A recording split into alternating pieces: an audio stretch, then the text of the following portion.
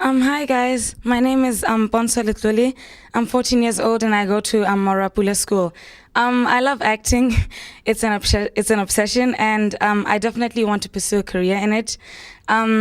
I started acting when I was about 4. I used to do little plays for my mom and the neighbors, and then I went on to doing school productions, Little Red Riding Hood and Cinderella and so on. And I was confident and determined, and I still am. So yeah, I can do 15 different accents. My favorite actors are Nicolas Cage and Zoe Saldana. So I've prepared 2 different monologues for you guys, so I hope you like them.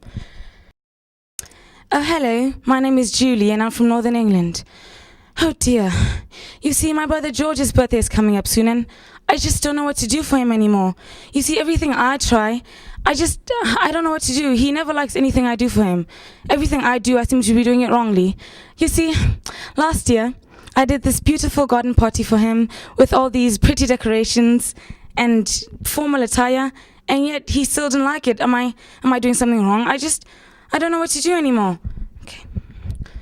Oh no, okay. Maybe if I keep quiet, they won't know. We were at the bank then.